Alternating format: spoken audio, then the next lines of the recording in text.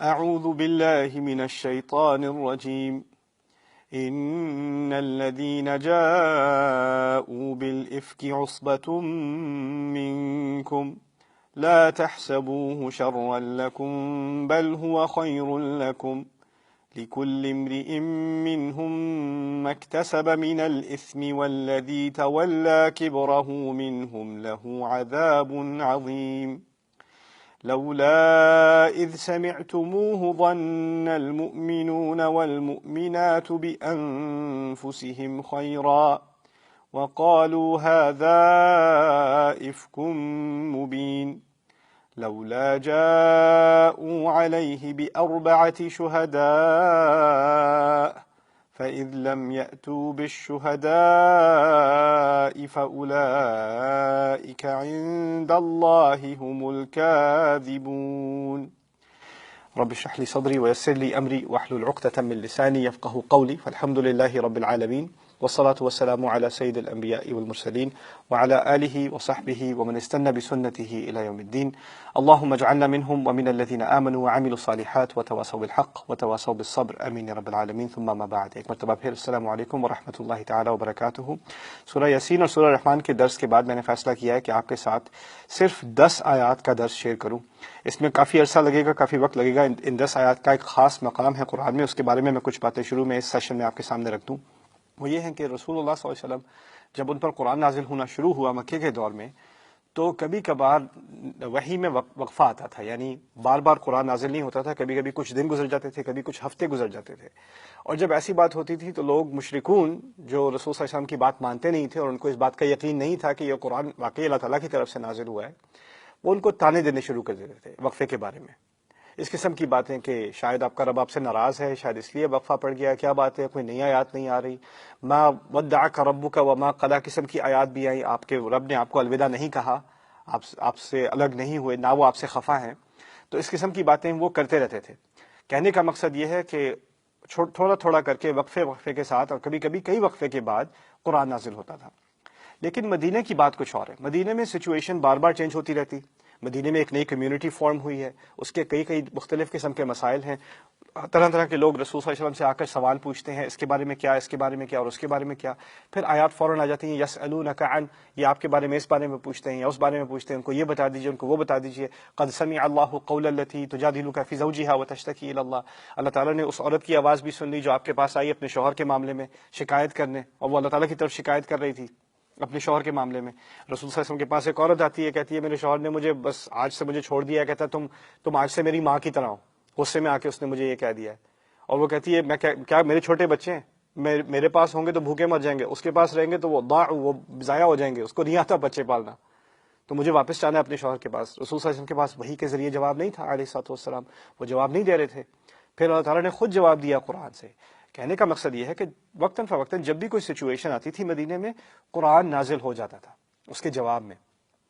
اب اس بات کو مزید آگے سمجھنا کہ ان آیات کا خاص مقام کیا ہے، وہ یوں بات اس طرح سمجھیں کہ ان آیات کی شدت سے ضرورت تھی پورا ایک مہینہ۔ پوری امت تکلیف میں تھی، ایک طرح سے آپ کہہ لیں پورا مدینہ پیرالائز ہو گیا تھا۔ یہ صورتحال ہو گئی تھی کہ اس میں نہ صرف رسول اللہ صلی اللہ علیہ وسلم خود تکلیف میں، ان کا پورا گھرانہ تکلیف میں، بلکہ پوری مسلمان امت تکلیف میں تھی، اور ایک دن یا 2 دن نہیں، پورا مہینہ یا مہینے سے زیادہ وہ اس تکلیف میں رہے ہیں، اور قرآن کے کسی حل کے انتظار میں۔ جس طرح آپ سمجھ لیں کہ کوئی زمین ہے وہ بالکل یعنی سوکھ چکی ہے، کچھ بھی نہیں اگ رہا، انسان اور جانور سب مر رہے ہیں، بارش کا انتظار ہے لیکن آنے کو نہیں آ رہی بارش، انتظار میں لوگ مر رہے ہیں، اور پھر آخر کار جا کر یہ 10 آیات نازل ہوئی ہیں۔ پہلے اس بات کو سمجھنا ضروری ہے کہ ہماری امت نے، ہمارے اپنے رسول نے علیہ الصلوۃ والسلام، اور امہات المؤمنین نے، ان کے گھر والوں نے کیا قیمت ادا کی تھی ان 10 آیات کی ہدایت کے لیے۔ یہ اصل سمجھنے کی بات ہے۔ کوئی چیز آپ کے پاس بڑی مشکلوں سے، مشقتوں سے، تکلیف کے بعد آئے تو اس کی ایک قدر ہوتی ہے۔ دیکھیں بچے کو، اگر آپ ینگ لڑکا ہے، 18 سال کا لڑکا ہے، آپ نے اس کو گاڑی پکڑا دی، اس نے کیا لحاظ کرنا ہے گاڑی کا؟ اس نے 2 دن میں کھمبے میں مار دینی ہے، اسپیڈنگ کرنی ہے ہائی وے پہ، اس نے نہ صاف رکھنا ہے، نہ اس کا خیال کرنا ہے، نہ لحاظ کرنا ہے۔ وہی بچہ اگر 18 سال کا ہو جائے، کہیں جاب کرے، تھوڑا تھوڑا کر کے پیسے جمع کرے، پھر اس کے بعد جا کر کوئی 2-3 سال کے بعد اس کے اتنے پیسے ہو گئے کہ وہ معمولی سی بھی گاڑی لے لے، اس کے پاس کوئی کھٹارا سی بھی گاڑی ہو، اس کی قدر ایسی ہوگی کیونکہ اس نے جس محنت اور مصیبت سے وہ گاڑی کمائی ہے اس کو اس کی قدر ہے۔ اس کے مقابل کوئی 18 سال کا لڑکا ہے، اس کو نئی BMW کسی نے دے دی، کوئی مرسیڈیز دے دی، اس کو کوئی قدر نہیں ہے، کوئی لحاظ نہیں ہے اس کا۔ اصل میں قرآن جو جس تحفے کا نام ہے اور اس کی آیات جو تحفہ ہے، اس کی جب تک آپ کو قیمت کا اندازہ نہیں ہوگا نا کہ کس تکلیف کے بعد یہ ہدایات ملی ہے، یہ آیات ملی ہے، تب تک انسان اس کی ویلیو نہیں کر سکتا۔ میں ویلیو نہیں کر سکتا، آپ ویلیو نہیں کر سکتے۔ اسی لیے ان آیات کے مطالعے سے پہلے ان آیات کے پیچھے جس تکلیف کی کہانی ہے اس کو سمجھنا بہت ضروری ہے۔ اچھا، دوسری بات اس کے بارے میں کہ یہ چیز اتنی تکلیف دہ تھی، خاص کر ہماری ماں، امہات المؤمنین میں سے ام المؤمنین عائشہ رضی اللہ تعالیٰ عنہ۔ میں ام المؤمنین کا لفظ استعمال کر رہا ہوں، اگر آپ میں سے کچھ کو سمجھ نہ آتا ہو میں بریفلی آپ کو سمجھا دیتا ہوں۔ رسول اللہ صلی اللہ علیہ وسلم کی جو بیویاں ہیں، قرآن کا اپنا ایک فیصلہ ہے کہ وہ ایک وقت کے بعد سورۃ الاحزاب میں اس بات کا ورڈکٹ آ گیا، ایک فیصلہ آ گیا کہ وہ ہماری مائیں ہیں، کہ اب سے وہ ہماری مائیں ہیں۔ وہ عمر میں کسی صحابی سے کم ہو یا بڑی ہو، لیکن وہ سب کے نزدیک ایمانی اعتبار سے ہماری ماں بنتی ہیں۔ تو اس لیے ان کے لیے جو الفاظ احتراماً استعمال کیے جاتے ہیں وہ ام المؤمنین ایک کے لیے یا امہات المؤمنین سب کے لیے۔ تو یہ میں لفظ بار بار استعمال کروں گا۔ یہ آیات ام المؤمنین عائشہ رضی اللہ تعالیٰ عنہ کے بارے میں ہیں، اور ان کے بارے میں جب یہ عظیم واقعہ پیش ہوا ہے، وہ اتنا عجیب اور اتنا شدید تھا ان کے لیے۔ ان کے اپنے الفاظ ہیں کہ میرا کلیجہ پھٹنے والا تھا رونے سے، 2-3 دن مسلسل نہ کھایا نہ پیا نہ سوئی ہیں، مسلسل روتی رہی ہیں، اور رونے سے صرف کلیجہ پھٹنے والا تھا۔ میرے والدین کو پورا یقین تھا کہ یہی ہونے والا ہے، میں مرنے والی ہوں۔ یہ ان کے اپنے الفاظ ہیں۔ یعنی اس واقعے کو سمجھنا، ان 10 آیات کو سمجھنے کے لیے ہمیں اپنی ماں عائشہ رضی اللہ تعالیٰ عنہ کے اپنے الفاظ سمجھنے کی ضرورت ہے۔ انہوں نے اس کے بارے میں کیا کہا، اس کے پیچھے، اس کے بیک گراؤنڈ میں کیا کہانی تھی، وہ ان کے اپنے الفاظ سے سنائی جانی چاہیے۔ تو میرا پہلا ایجنڈا یہ ہوگا آپ کے کچھ اگلے ایپیسوڈز میں کہ انہی کے الفاظ پر تبصرہ کیا جائے، انہی کی، کیونکہ بخاری کی تقریباً لمبی ترین حدیث میں شمار ہوتی ہے، شاید لمبی ترین ہی حدیث ہو۔ تو اس میں ہر لفظ میں نہ صرف یہ کہ ہمیں اہم معلومات ملیں گی، لیکن اس سے ہمیں اپنی ماں سے بھی تعارف ملے گا رضی اللہ تعالیٰ عنہ، ان کے بات کرنے کا اسلوب، وہ کس طرح ان کی یادداشت کیسی تھی، کیسی باتیں انہیں، اتنی پرانے عرصے کی بات ان کو ایسے یاد ہے جیسے کل ہوئی ہے۔ اور اسی لیے جب ہمارے دین کی اتنی بڑی پرسنٹیج، اس کا اتنا بڑا حصہ اس کی حدیثیں ہماری ماں عائشہ سے نیریٹ ہوئی ہیں، اس سے ہمیں اس بات کی طرف اشارہ ملتا ہے کہ ان کی کیسی میموری تھی۔ She had photographic memory. آخری بس تعارفی بات میں آپ سے کر دوں اس قصے کے بارے میں اور اس حدیث کے بارے میں، اور موسٹ امپورٹنٹلی ان آیات کے بارے میں، وہ یہ ہے کہ ان کا تعلق اصل میں ہے انسان کی اپنی عزت سے۔ اللہ تعالیٰ نے انسان کو بہت ساری نعمتیں دی ہیں، ہمیں رزق دیا ہے، ہمیں ایک جسم دیا ہے۔ اللہ تعالیٰ نے جو تحفے انسان کو دیے ہیں، پھر اس کے اوپر اس کو ایک خاص شرف کہ اس میں وَنَفَخْتُ فِيهِ مِن رُوحِي، اس میں روح کا تحفہ بھی ڈالا، پھر اس پر وحی بھی نازل کی۔ یہ تمام اعزازات، ان تمام جس کو ہم رزق کہتے ہیں نا، کھانے پینا، آپ کی جاب، آپ کا گھر، آپ کی گاڑی، آپ کی فیملی، یہ تمام آپ کے رزق ہیں، اللہ تعالیٰ کی طرف سے دیے ہوئے تحفے ہیں۔ اسی طرح آپ کے دوست، آپ کے احباب، آپ کے ٹیچرز، یہ تمام آپ کے رزق میں شامل ہیں۔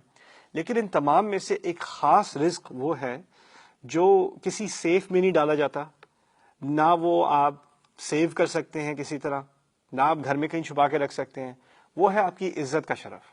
وَلَقَدْ كَرَّمْنَا بَنِي آدم، اللہ نے تمام آدم کی اولاد کو عزت دی، اس کو تکریم دی، اس کا کرم کیا۔ یہ تحفہ جو اللہ تعالیٰ نے دیا نا عزت کا، ہمیں اس کا احساس ایسا ہے جیسے کسی اور مخلوق کو نہیں ہے۔ کسی جانور کو عزت کا احساس نہیں ہوتا، انسان کو ہوتا ہے۔ کسی جانور کو الفاظ سے تکلیف نہیں ہوتی، ہمیں ہوتی ہے۔ کسی کے دیکھنے سے تکلیف نہیں ہوتی، ہمیں ہوتی ہے۔ اللہ تعالیٰ نے یہ خاص اعزاز جو ہمیں دیا، اور پھر یہ کہا کہ اس نے دی ہے عزت، اس نے دی ہے، یعنی جو چیز وہ دیتا ہے وہی لے سکتا ہے، کوئی اور نہیں لے سکتا۔ لیکن ہم ایک دوسرے کی عزت لیتے رہتے ہیں، ہم ایک دوسرے کی طرف توہین سے الفاظ بھی استعمال کرتے ہیں، برے طریقے سے ایک دوسرے کو دیکھتے بھی ہیں، ایک دوسرے کے پیچھے سے غیبت بھی کرتے ہیں۔ یہ تمام چیزیں آپ جتنی بھی کر لیں، ایک بات یاد رکھنے کی ہے، جو چیز اللہ نے دی ہے وہ لوگ جتنی بھی کوشش کر لیں وہ نہیں لے سکتے، وہ جو کچھ بھی کہہ لیں نہیں لے سکتے۔ اس کی اعلیٰ ترین مثال میں آپ کے سامنے رکھ دوں۔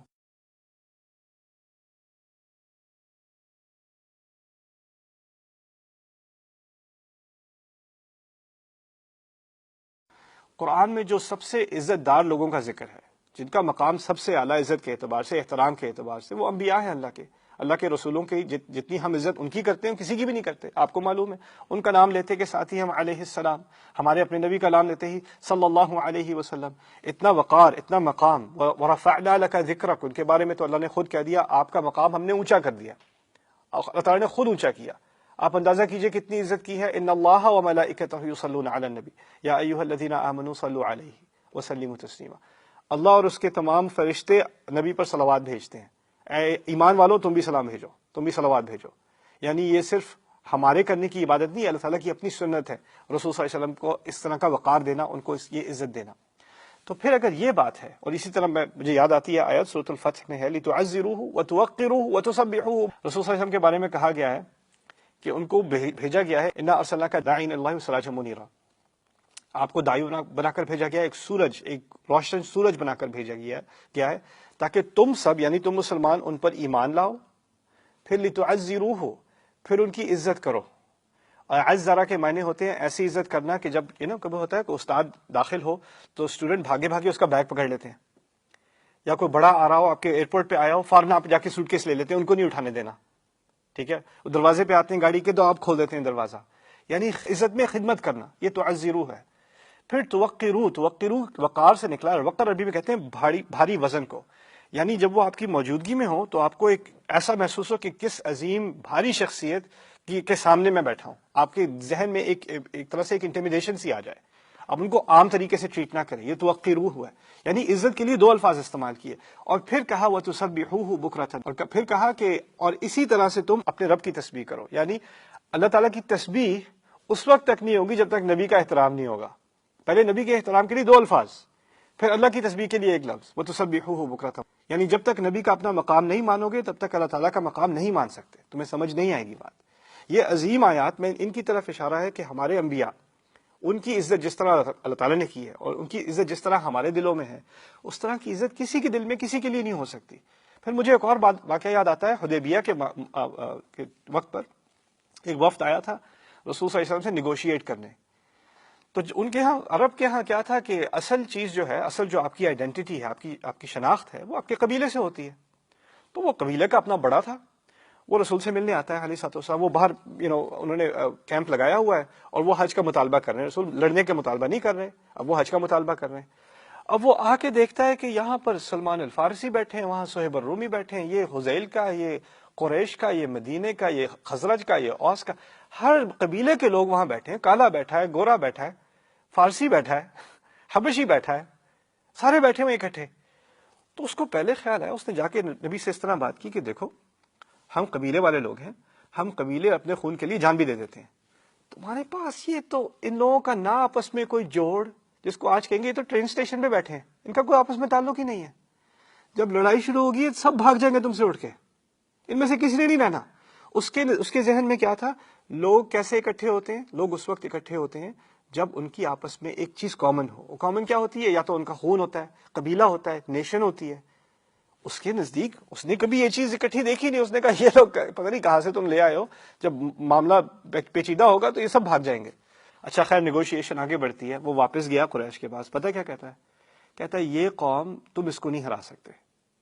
تم اس قوم کو، یہ جو محمد کے ماننے والے، وہ تو رسول اللہ صلی اللہ علیہ وسلم نہیں کہے گا نا، ہم کہیں گے. تم اس کو نہیں ہرا سکتے. یہ لوگ جب تھوکتے ہیں وضو کر کے تو یہ ایک دوسرے سے لڑ کے پانی پکڑتے ہیں. جب ان کو پسینہ آتا ہے تو وہ جا کے ان کے قطرے پکڑتے ہیں. ان لوگوں کے دل میں اس کی اتنی عزت ہے. میں کئی جگہ گیا ہوں، میں بادشاہوں کے ہاں گیا ہوں، میں وزیر بن کے کتنے ملوک کے ہاں گیا ہوں. میں نے کبھی کسی بادشاہ کی ایسی عزت نہیں دیکھی جیسے اس انسان کی دیکھی ہے صلی اللہ علیہ وسلم. تو میں یہ آخری بات جو میں آپ کے سامنے رکھ رہا ہوں، اتنی عزت دی گئی ہے انبیاء کو. پھر اندازہ کیجئے کتنی بے حرمتی کی گئی ہے ہمارے انبیاء کی. پاگل نہیں کہا گیا، جھوٹا نہیں کہا گیا، جادوگر نہیں کہا گیا، دھکے نہیں مارے گئے، ڈانٹا نہیں گیا، ڈپٹا نہیں گیا.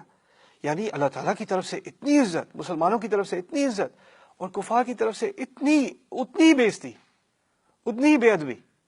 یہ کیسے ہو سکتا ہے؟ اسی کو آگے سمجھنے کی ضرورت ہے ان آیات میں اترنے سے پہلے. اگر آپ ان کی سیرتوں کا واقعہ پڑھیں یا قرآن میں ہی ان کے واقعات پڑھیں تو آپ دیکھیں گے کس کس موقع پر ان پر الزامات نہیں لگائے گئے، ان کو برے الفاظ نہیں کہے گئے. آپ یہ سوچیں کہ آپ کسی بھی عزت دار انسان جو برے ماحول میں نہیں ہوتا، جس کو برے الفاظ سننے کی عادت نہیں ہوتی، اگر وہ کسی دن آفس جاتا ہے اور آفس میں کوئی اس کا مینیجر اس کو گالیاں دے دیتا ہے سب کے سامنے، اس کو برا بھلا کہہ دیتا ہے، اس کی فیملی کو برا بھلا کہہ دیتا ہے، اس پر الزامات لگاتا ہے، اس کو کیسی ٹھیس آئے گی؟ وہ بالکل پیرالائز سا ہو جائے گا انسان. ایک تو ہوتے ہیں نا لوگ جو ایسے ہی ماحول میں ہوتے ہیں جہاں ساری گالیاں دے رہے ہوتے ہیں ہر وقت، اس کو تو کوئی فرق نہیں پڑنا، اس کے لیے تو بس بلکہ اس کے لیے تو انٹرٹینمنٹ ہے. لیکن کوئی عزت دار انسان ہوتا ہے نا، جس کو اس معاملے میں حساس ہو، اس کو تھوڑی سی بھی کوئی سنا دے کبھی تو وہ بالکل اس کا دل بیٹھ کے رہ جائے. ہمارے نبی علیہ الصلوۃ والسلام بچپن سے لے کر جب تک رسالت ہوئی ہے تب تک کسی برے ماحول میں اللہ تعالیٰ نے ان کو جانے نہیں دیا. برے الفاظ سے دور رکھا، برے ماحول سے دور رکھا. اور اب جب نبی بن گئے ہیں تو روزانہ ان کو ایسی ایسی گالیاں سننے کو ملتی ہیں، ایسے ایسے الفاظ، اتنی بے ادبی سے، بدتمیزی سے لوگ ان کے ساتھ برتاؤ کرتے ہیں جیسا کبھی انہوں نے ایکسپیرینس کیا ہی نہیں تھا. اور پھر قرآن ہی ان کو آ کر تسلی دیتا رہتا ہے، ٹھیک ہے وہ آپ کا مذاق اڑا رہے ہیں، ٹھیک ہے وہ آپ کو یہ کہہ رہے ہیں، وَاصْبِرْ عَلَىٰ مَا يَقُولُونَ، جو وہ کہتے ہیں آپ اس پہ آپ صبر کیجیے. وَاهْجُرْهُمْ هَجْرًا جَمِيلًا، ان کو بس آپ اچھے طریقے سے انہیں چھوڑ دیجیے، ان سے ہجرت کر لیں، آپ دور کہیں چلے جائیں. ہمارے ذہن میں عزت کی ڈیفینیشن کیا ہے؟ جب لوگ دیتے ہیں تب عزت ہے، جب لوگ نہیں دیتے تو عزت نہیں ہے. اللہ تعالیٰ ہمیں کیا ڈیفینیشن سکھا رہے ہیں؟ وہ خود دیتا ہے. تُعِزُّ مَن تَشَاءُ وَتُذِلُّ مَن تَشَاءُ، تو ہی عزت دیتا ہے جسے چاہے، تو ہی لے لیتا ہے جس سے چاہے، کوئی اور دے نہ دے. اگر آپ کی عزت اللہ تعالیٰ کے سامنے ہے تو ہے، کوئی اور ساری دنیا آپ کو عزت دے دے، اللہ تعالیٰ کے سامنے آپ کی عزت نہیں ہے تو نہیں ہے.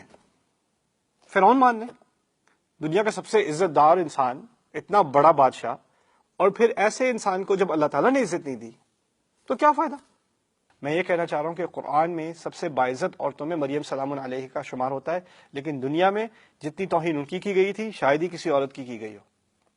ان سب باتوں کو سمجھنے کے بعد کہ اصل رزق اللہ تعالیٰ نے جو ہمیں دیا ہے اس میں سے سب سے بنیادی رزق عزت کا ہے، اور وہی دیتا ہے اور وہی لے سکتا ہے. اس کے بعد اس قصے کی طرف آتے ہیں جو عائشہ رضی اللہ تعالیٰ نے ہمیں خود اپنے الفاظ میں صحیح بخاری میں درج ہے، انہوں نے خود سنایا ہے. وہ خود فرماتی ہیں کہ رسول اللہ صلی اللہ علیہ وسلم جب کہیں باہر جایا کرتے تھے تو اپنی بیویوں کے درمیان ایک اقراع کرتے تھے. اقراع عربی کا لفظ ہے، اس کو میں سمجھا دیتا ہوں آپ کو. آپ ایک ٹوکری سمجھ لیں، ٹوکری کے اندر تیر بھرے ہوئے ہیں، اور ہر تیر کے کونے پر، اس کی ٹپ پر کسی ایک کا نام ہے. ہماری امہات میں سے، یعنی رسول صلی اللہ علیہ وسلم کی بیویوں میں سے کسی ایک بیوی کا نام ایک تیر کے آخر پر ہے، اور ساری ٹوکریاں اندر ڈالی ہوئی ہیں. پھر اس میں سے وہ ایک کو نکالیں گے، اور جس کی چٹ آگے نکلے گی، جس کا نام نکلے گا، اسی کو وہ ساتھ لے کر جائیں گے. اس کو اقراع کہتے ہیں. تو ان میں سے جس کا بھی تیر نکل آئے اسی کے ساتھ وہ اس کو اپنے ساتھ لے کر چلیں گے، انہی امہات المؤمنین میں سے ان کو اپنے ساتھ لے کر چلیں گے. اچھا، اب آگے سمجھ لیجئے کہ یہ باہر جانے والی بات کیا ہو رہی ہے. کہاں جا رہے ہیں باہر؟ یہ اصل میں جا رہے ہیں غزوات پر، یعنی یہ جا رہے ہیں بیٹل فیلڈ پر، جنگ کے لیے جا رہے ہیں. ہمارے نبی علیہ الصلوۃ والسلام کہاں جا رہے ہیں؟ جنگ پہ جا رہے ہیں. جنگ پہ جا رہے ہیں، اور جنگ پہ جاتے ہوئے کیا کہتے ہیں کہ تم میں سے ایک کو میرے ساتھ جانا ہے. یعنی کوئی باہر، آپ کون سے بزنس پہ آپ جائیں گے جو جنگ سے زیادہ خطرناک ہے، جنگ سے زیادہ غیر مناسب ہے بیوی کے لیے؟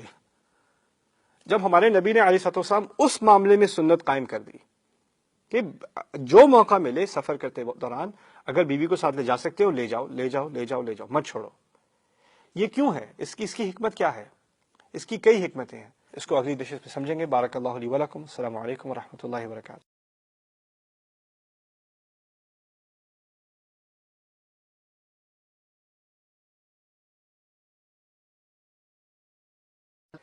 اصل میں سب سے حساس اور سب سے اہم رشتہ دنیا کا بیوی اور شوہر کا ہے. یہی پہلا رشتہ انسانیت کا. آدم علیہ السلام کا پہلا رشتہ بیوی کے ساتھ تھا. اس رشتے کو تباہ کرنا انسانیت کو تباہ کرنا ہے. اور سفر سے کیا ہوتا ہے پھر؟ آپ دنیا کی آپ کی جو باقی کام ہیں، گھر کی صفائی وغیرہ ہے، بچوں کی دیکھ بھال ہے، اور چیزیں ہیں، اگر ان چیزوں کو چھوڑ کر بیوی اور شوہر چلے جاتے ہیں، کام سے بھی اگر چلے جاتے ہیں، تو وہ بھی ایک طرح کی ویکیشن بن جاتی ہے. ان کو ایک آپس میں ایک ریکنیکٹ ہونے کا موقع ملتا ہے، دوبارہ سے دوستی قائم کرنے کا موقع ملتا ہے. تو اس کے کئی فائدے ہیں.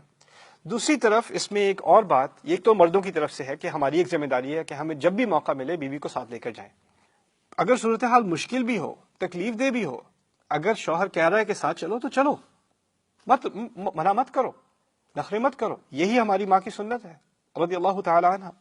انہوں نے کہا جو لاٹری کی انہوں نے تیروں والی، انہوں نے ایک کوئی لڑائی ہونے والی تھی، کوئی جنگ ہونے والی تھی، تو میری اقرع بیننا فخرج سہمی، انہوں نے پھر لاٹری ڈالی، میرا تیر نکل آیا. فخرجت مع رسول اللہ صلی اللہ علیہ وسلم، تو میں رسول اللہ کے ساتھ نکل آئی اس واقعے میں، میں ان کے ساتھ نکلی، یعنی اس جنگ کے لیے، اس جنگ کی تیاری کے لیے میں رسول صلی اللہ علیہ وسلم کے ساتھ گئی. ہماری ماں عائشہ رضی اللہ تعالیٰ عنہ کہتی ہیں کہ میں رسول کے ساتھ نکلی اس غزوے پر، اس جنگ کے لیے، جبکہ حجاب نازل ہو چکا تھا. اس حجاب کو سمجھ لیجیے. عام طور پر ہم جب کہتے ہیں کہ یہ عورت محجبہ ہے یا اس نے حجاب پہنا ہوا ہے تو ہمارے ذہن میں خیال آتا ہے کہ اس نے اپنے سر کو ڈھکا ہوا ہے، یعنی چادر لی ہوئی ہے یا حجاب پہنا ہوا ہے، بال ڈھکے ہوئے ہیں، بال چھپے ہوئے ہیں. اصل میں اس کا لفظ عربی میں خمار ہے، حجاب نہیں ہے. حجاب اصل عربی میں، پرانی عربی میں، قرآن کی عربی میں پردے کے لیے استعمال ہوتا ہے. پردہ عورت کا پردہ نہیں، جیسا پردہ دیوار پہ گراتے ہیں نا، پردہ اسکرین، اس کو حجاب کہا جاتا ہے. ابھی آپ اس دیوار کے پیچھے نہیں دیکھ سکتے، یہ دیوار میرے اور پیچھے کے درمیان ایک حجاب ہے. حجاب ایسی چیز ہے جس سے ایک یا دوسری چیز کے درمیان ایک بیریئر قائم ہو جائے، ایک اسکرین قائم ہو جائے، ایک سیپریشن قائم ہو جائے. فأنا أحمل في هودجي وأنزل فيه فسرنا حتى إذا فرغ رسول الله صلی اللہ علیہ وسلم من غزوته تلك. تو کہتی ہیں میں اپنی ڈولی میں اٹھائی جاتی، پھر وہیں سے اتاری جاتی، تو ہم چل پڑے. حتى اذا فرغ رسول اللہ، یہاں تک کہ جب رسول صلی اللہ علیہ وسلم فارغ نہ ہو گئے من غزوته تلك، اس جنگ میں سے، یعنی جنگ کا معاملہ طے ہو گیا. اصل میں یہ جنگ ہے، میں آپ کو سائٹ پر بتا دوں، غزوت بنی مصطلق اس کا نام ہے. اس میں ہوا یہ تھا کہ رسول اللہ صلی اللہ علیہ وسلم کو خبر ملی احد کے بعد، احد میں ہمیں کافی نقصان ہوا تھا، اور قرآن نے بھی اس کا ذکر کیا کہ ہمیں ریٹریٹ کرنا پڑا. اذ تصعدون ولا تلوون على احد، کہ تم پہاڑ پر چڑھ رہے تھے، پیچھے مڑ کر کسی کو بھی نہیں دیکھ رہے تھے. والرسول يدعوكم في اخراكم، اور تمہارے رسول تمہیں پیچھے سے پکار رہے تھے. فاصابكم غما بغم، تم پر غم کے اوپر غم لاد دیا گیا، یعنی تم پر بہت زیادہ ٹراما کیا گیا احد کے معاملے میں. احد کی خبر دور تک پہنچ گئی کہ مسلمانوں کو اچھی طرح زخمی کیا جا چکا ہے. اللہ کہتے ہیں جن لوگوں نے اللہ اور رسول کی پکار کو جواب دیا، پکار پر لبیک کہی، اس کے بعد کہ ان پر گہرا گھاؤ لگ چکا تھا.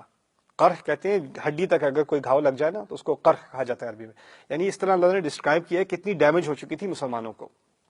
خیر، خبر جب پہنچی تو یہ صرف ہمارے دشمن صرف قریش نہیں ہے. قریش کی تو اپنی وہ ایک یعنی انا کا مسئلہ بن چکا تھا نا اب. لیکن باقی جو ٹرائب تھے عرب کے، باقی جو قبیلے تھے، وہ کیپٹلسٹ لوگ تھے. انہوں نے کہا کہ ان کو ڈیمیج ہو چکی ہے، ان کی آرمی ابھی ویک ہے، اگر ابھی ہم حملہ کریں گے تو آسانی سے پیسے بن جائیں گے، آسانی سے لوٹ لیں گے ان کو، کیونکہ لوٹنا لٹینا ان کا کام تھا. تو ان کو یہ بنی مصطلق کو یہ ہوا لگی کہ ابھی مسلمان کمزور ہیں، تو ابھی اچھا موقع ہے، ان سے اچھا فائدہ اٹھا لو. تو وہ اپنے آپ کو تیار کر رہے تھے ڈاکہ مارنے کے لیے، مدینے پر ڈاکہ مارنے کے لیے. رسول کو خبر مل گئی علیہ الصلوۃ والسلام. انہوں نے پہلے ہی پری ایمپٹیو اسٹرائک، انہوں نے اپنی فوج تیار کی. عائشہ رضی اللہ عنہا ان کے ساتھ چلی. اب وہ لوگ کیونکہ وہ جنگی لوگ نہیں ہیں، وہ تو صرف ڈاکہ پیسے بنانے کے چکر میں تھے. غزبے میں کوئی وقت نہیں لگا، یعنی بہت ہی جلد نہ صرف وہ لوگ ہارے بلکہ ان کے 100 آدمی پرزنر آف وار بھی بن گئے، کیپٹیو بھی بن گئے. اب یہ جو قیدی آئے ہیں 100، اس طرف ان کے اپنے گاؤں میں بنی مصطلق میں لوگ رو رہے ہیں، دھاڑے مار رہے ہیں، عورتیں چلا رہی ہیں کہ میرا شوہر، میرا بیٹا، میرا بھائی، ایک سے میرا باپ. رسول صلی اللہ علیہ وسلم نے کیا کیا؟ ان 100 کے 100 کو واپس بھیج دیا، سب کو فری کر کے واپس بھیج دیا. اس طرف ان کی فیملیز رو رہی ہیں کہ ہمارے اب پکڑے گئے، ان کو کس قسم کا عذاب دیا جائے گا، کیسے ان کو مار دیا جائے گا. اور یہاں وہ سارے کے سارے واپس آ گئے. وہ لوگ اتنے شوق میں کہ ان پورے قبیلے نے اسلام قبول کر لیا. یعنی نہ صرف یہ کہ یہ جنگ بہت جلدی ختم ہوئی، بلکہ یہ بہت بڑی وکٹری بھی تھی، کیونکہ اس کے ذریعے اسلام بھی آ گیا. ٹھیک ہے، تو یہ کہتی ہیں کہ ہم اب اس غزوے سے، اس جنگ سے فارغ ہو چکے تھے. من غزوته تلک وقفل، اب ہم چلنے لگے واپس. وقفل ودنونا من المدینہ قافلین، اور اب ہم مدینے کی طرف واپس آہستہ آہستہ پروگرس کر ہی رہے تھے. آذنا لیلۃ بالرحیل، تو رات کے اناؤنسمنٹ اعلان کرنے والے نے کہا کہ اب آرام کا وقت آ گیا. اب اس کو بھی سمجھ لیں یہ رحیل کیسے چلتا تھا.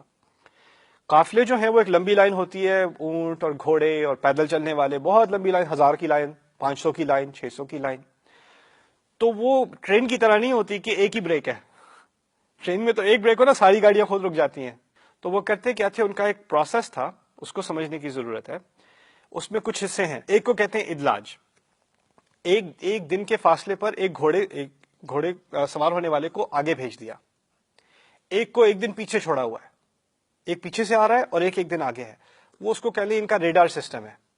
آگے سے کوئی حملہ کرنے والا آ رہا ہو تو ان کو ایک دن پہلے کی خبر مل جائے گی. وہ گھوڑا چلاتا ہوا تیزی سے واپس آ جائے گا، کہے گا اس طرف سے فوج آ رہی ہے، ہوشیار ہو جاؤ.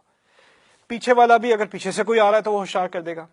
اور پیچھے والے کا ایک اور فائدہ بھی ہے، وہ لاسٹ اینڈ فاؤنڈ ہو گیا، کسی نے کوئی چیز گرا دی، وہ پیچھے سے آ رہا ہے، وہ اٹھاتا چلتا چلا جائے گا، یہ لاسٹ اینڈ فاؤنڈ ہو گیا ان کا. اور پیچھے سے ایک ریڈار سسٹم بھی بن گیا ان کا. دوسری بات یہ تھی کہ ان کے لیے زیادہ رکنا ممکن نہیں تھا. تو وہ کرتے کیا تھے، ایک دفعہ رات میں رکنا، ایک دفعہ دن میں رکنا، دیٹس اٹ.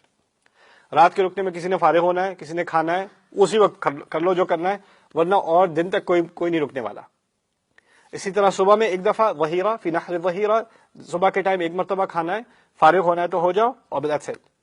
عورتوں کا ایک خاص مسئلہ تھا، کیونکہ وہاں باتھ روم وغیرہ تو ہے نہیں، ریسٹ اسٹیشن تو ہے نہیں، تو وہ کیسے فارغ ہوں گی. تو وہ صرف کنا لا نخرج الا لیلا الا لیل، عورتوں کے بارے میں عائشہ رضی اللہ عنہا خود کہتی ہیں جب ہم ہوتے تھے تو ہم صرف رات ہی کو جایا کرتے تھے، یعنی وہ اپنے آپ کو ریلیف کرنے کے لیے صرف رات کو جا سکتی تھیں. کیوں؟ کیونکہ صحرا میں رات کو یعنی اندھیرے کی بلینکٹ ہے، ایک طرح سے آپ کا کور ہے، اس میں پرائیویسی ہے، اور وہ کہیں دور جا کے فارغ ہو کے پھر واپس آیا کرتی تھیں. اس طرح ہوتا تھا معاملہ، یعنی رسٹ اسٹاپ کا، جب یہ آپس میں قافلہ چلتا تھا. تو یہ رات کا وقت ہوا، اور پھر آذنا لیلۃ بالرحیل، تو انہوں نے آواز دی کہ اب آرام کا وقت آ چکا ہے. آذنا لیلۃ بالرحیل فقمت، تو میں اٹھ گئی، یعنی انہوں نے وہ ڈولی اتاری اور وہ نکل آئی. حین آذنوا بالرحیل، جب انہوں نے اس کا اعلان کیا. فمشیت حتی جاوزت الجیش، تو میں چلتی گئی جب تک کہ میں فوج سے کہیں دور نہ نکل آئی. وہ دور جانے کا مقصد کیا تھا؟ پرائیویسی. اب فلما قضیت شأنی، جب میں فارغ ہو چکی، اقبلت الی رحلی، تو میں واپس اپنی سواری کی طرف آنے لگی. یعنی ان کو پتا تھا ان کا اونٹ کون سا ہے، ان کی ڈولی کون سی ہے، اس کی طرف وہ واپس پروگرس کرنے لگی. فاذا عقد لی من جذع ظفار قد انقطع، ایک دم مجھے احساس ہوا کہ میرا ایک نیکلس تھا وہ اب گر چکا ہے، اور ان کو نہیں پتا قد انقطع کہ وہ اب ٹوٹ کر گر چکا ہے. اب ان کو فکر پڑی کہ میں واپس کیسے جاؤں جب تک یہ نہ مل جائے. بارک اللہ لی ولکم. السلام علیکم ورحمۃ اللہ وبرکاتہ.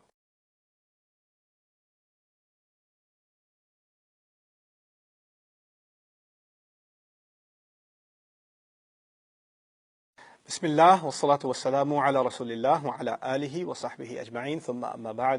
ایک مرتبہ پھر السلام علیکم ورحمۃ اللہ تعالی وبرکاتہ.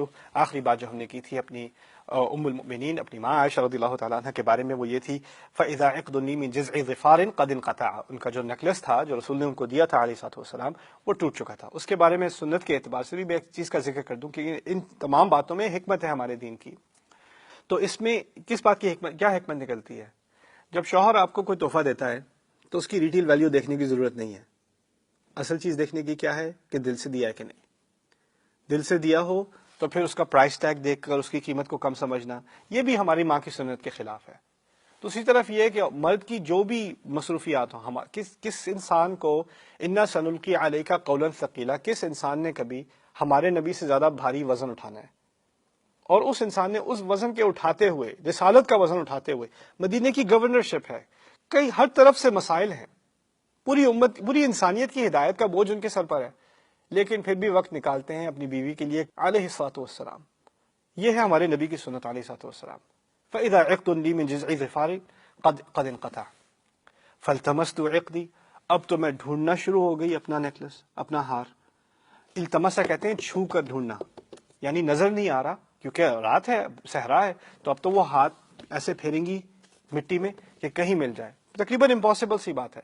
وَحَبَسَنِي ابْتِغَاؤُهُ، اور اس کی تلاش نے مجھے پوری طرح اپنے اوپر جکڑ لیا. یعنی حبسہ کہتے ہیں پکڑنے کو، جکڑنے کو. میں بالکل اس کی پکڑ میں آ گئی، مجھے کوئی اور خیال ہی نہیں رہا، میں صرف اسی کو ڈھونڈتی رہی، مجھے اور کسی چیز کا کوئی احساس نہیں. تو وہ اپنے آپ کو بالکل اس میں امرس کر دی، بھول بھی گئی کہ واپس جانا ہے. تو اس دوران کیا ہوا؟ وَأَقْبَلَ الرَّهْطُ الَّذِينَ كَانُوا يَرْحَلُونَ لِي، جو گروہ میرے ساتھ تھا مردوں کا جنہوں نے اٹھانا تھا اس کو، وہ اٹھ پڑے. اب فاحتملوا ہودجی، انہوں نے میری ڈولی اٹھا لی. فرحلوہ علی بعیری، اور انہوں نے جا کر اس کو میرے اونٹ پر ڈال دیا. اور ڈالنے کے بعد وہ الذی کنت رکبت، وہی اونٹ جس پہ مجھے سوار ہونا تھا. وہم یحسبون انی فیہ، اور ان کو پوری طرح اس بات پر اعتماد تھا کہ میں اندر ہوں. یعنی وہ تو باہر صحرا میں اپنا ہار ڈھونڈ رہی ہیں، اور وہاں انہوں نے اٹھا کے ڈولی کو خاموشی سے اوپر ڈال بھی دیا، اور ان کے ذہن میں خیال ہے کہ میں اندر ہوں. ہماری ماں کو خود احساس ہو گیا کہ جب میں اس موقع پر پہنچوں گی تو لوگوں کے ذہن میں سوال آئے گا. سوال کیا آئے گا کہ بھائی اگر اندر انسان ہے اور پھر اس کو اٹھانا ہے، اور اندر کوئی بھی نہیں ہے اور پھر اس کو اٹھانا ہے، وزن میں تو فرق ہوگا. ان کو کم از کم اس بات کا تو احساس ہوا ہوگا نا کہ اتنی لائٹ کون ہو سکتی ہے. تو انہوں نے خود ہی اس بات کو ایکسپلین کیا، اور بڑے مزے کے الفاظ میں ایکسپلین کیا. کیونکہ اندازہ کیجیے یہ کئی سالوں بعد کی بات ہے نا، یہ کئی سال پہلے پرانے زمانے کا ذکر ہے، اس طرح سمجھ لیں. کہتی ہیں وَكَانَ النِّسَاءُ إِذْ ذَاكَ خِفَافًا، اصل میں اس زمانے میں عورتیں ذرا دبلی ہوا کرتی تھیں. لم يثقلهن اللحم، اور یہاں تک بات ختم نہیں ہوئی، پھر بھی مزے کی بات کرتی ہیں آگے رضی اللہ تعالی عنہ. کہتی ہیں کہ زیادہ ان پر گوشت نہیں چڑھا ہوا تھا. انما تاکل العلقۃ من الطعام، آگے کے الفاظ ہیں. اس وقت تو عورت ایک بوٹی کا ایک نوالا وہ اس کا پورا کھانا ہوتا تھا. چلو کھا لیا، ایک نوالا ہو گیا، کھانا مکمل. فلم يستنكر القوم خفة الهودج حين رفعوه، تو جن اور مردوں نے میری وہ ڈولی اٹھائی، ان کو تو احساس بھی نہیں ہوا کہ کوئی مسئلہ ہے، ان کو فرق بھی نہیں پتا چلا میں ہوں اندر یا نہ ہوں. حين رفعوه، جبکہ انہوں نے اس کو اٹھایا.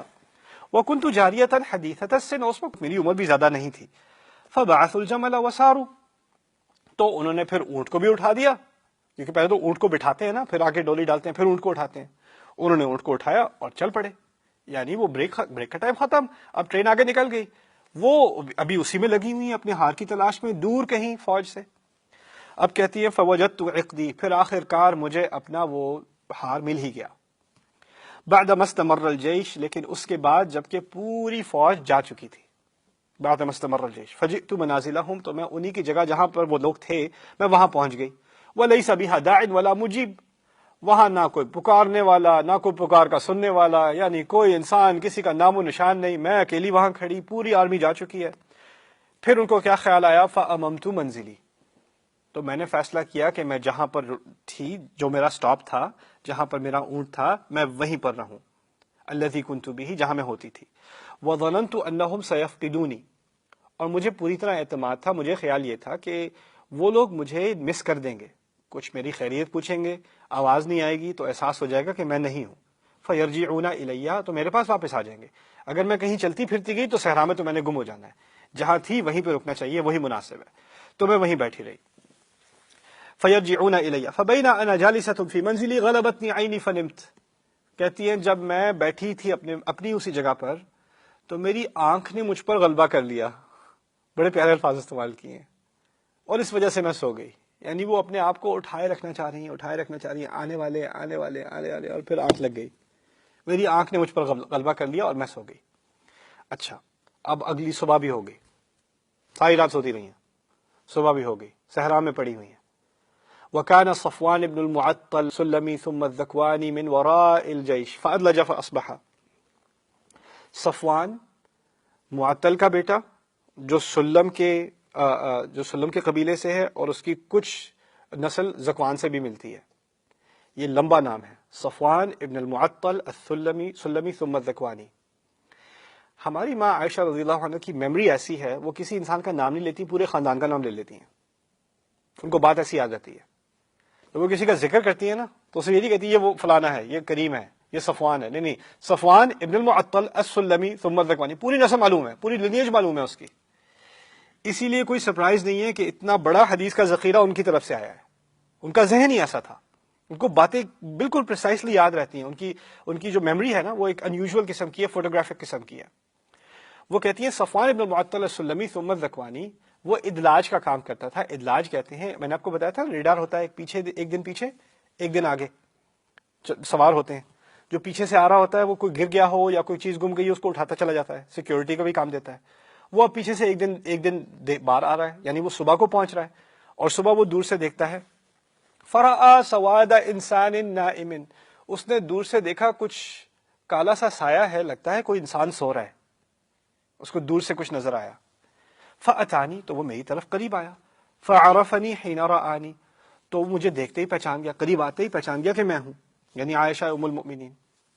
اچھا، پھر سوال پیدا ہوتا ہے کہ کیسے پہچان گئے؟ ابھی تو کہا تھا کہ امہات المؤمنین کو پردے کے پیچھے ہونا ہے ہمیشہ، ان کو تو کوئی دیکھ بھی نہیں سکتا، وہ آیات تو نازل ہو چکی تھی، تو وہی کیسے پہچان گئے؟ تو پھر انہوں نے خود کہا وَكَانَ رَآنِي قَبْلَ الْحِجَابِ، اور انہوں نے حجاب کی آیات سے پہلے مجھے دیکھا ہوا تھا، اس لیے وہ پہچان گئے. اچھا، وہ قریب آئے، پہچان گئے. فَاسْتَيْقَظْتُ بِاسْتِرْجَاعِهِ، تو مزے کی بات کہتی ہے کہ جب انہوں نے کہا اِنَّا لِلَّهِ وَإِنَّا إِلَيْهِ رَاجِعُونَ، تو میں اٹھ گئی. یعنی ان کے استرجاع کہتے ہیں اِنَّا لِلَّهِ وَإِنَّا إِلَيْهِ رَاجِعُونَ کو کہنا. ان کے کہتے ہی میں اٹھ گئی. تو وہ اٹھی، تو کہتی ہیں جب مجھے پہچان گئے تو اِنَّا لِلَّهِ وَإِنَّا إِلَيْهِ رَاجِعُونَ کہا. فَخَمَّرْتُ وَجْهِي بِجِلْبَابِي، تو پھر میں نے اپنے باقی لمبی چادر کو لے کر اپنی شکل ڈھک لی. فوراً کہا اپنی شکل ڈھک لی. اگر کہتی نا تخمرتو کے معنی ہوتے میں نے اپنا سر ڈھک لیا، وہ تو ڈھکا ہوا تھا. اصل بات تھی کہ اب ان کے لیے ایک مزید ہدایت کیا تھی، آپ کی شکل بھی کوئی نہیں دیکھ سکتا، آپ کو حجاب کے پیچھے ہونا ہے، یعنی پردے کے پیچھے ہونا ہے، آپ کی شکل پردے کے پیچھے ہونی چاہیے. تو انہوں نے کہا جیسے ہی میں اٹھی مجھے احساس ہوا کہ مجھے پردے کے پیچھے ہونا ہے، تو میں نے اپنی شکل ڈھک لی. فخمرت وجهي بجلبابی، اپنی باقی چادر سے میں نے اپنی شکل کو ڈھک لیا. وواللہ، اور میں اللہ کی قسم کھاتی ہوں، ما کلمنی کلمۃ، اس نے مجھ سے ایک بات نہیں، ایک لفظ نہیں کہا. اللہ کی قسم ایک لفظ نہیں کہا انسان نے مجھ سے. ولا سمعت منہ کلمۃ، نہ میں نے اس سے ایک لفظ سنا ہے. غیر استرجاعہ، سوائے اس ایک وقت کے جب اس نے کہا تھا انا للہ و انا الیہ راجعون، اس کے علاوہ میں نے اس انسان کی آواز تک نہیں سنی. پھر کہتی ہیں حتی اناخ راحلتہ فوطئ علی یدیہا فرکبتہا، جب تک کہ اس نے پھر اپنے اونٹ کو نیچا نہ کیا اور اس پر پیر رکھا رسی پر، اور اشارے سے کہا کہ آپ چڑھ جائیں. کہا بھی نہیں، بس آپ چڑھ جائیں. فرکبت، تو میں اس پر چڑھ گئی. فانطلق یقود بی الراحلہ، اور وہ آگے رسی لے کر مجھے، میں اونٹ پر سوار، وہ آگے رسی لے کر چلنے لگا. حتی اتینا الجیش، جب تک کہ وہاں تک فوج ہے اس سے جا کر نہ ملے. بعدما نزلوا موغرین فی نحر الظہیرہ، اس کے بعد کہ وہ تمام اپنی دوسری بریک لے رہے تھے. میں نے آپ سے کہا تھا رات میں ایک بریک ہوتی تھی، صبح میں ایک بریک ہوتی تھی. اب وہ صبح والی بریک کے لیے آ کر رک گئے.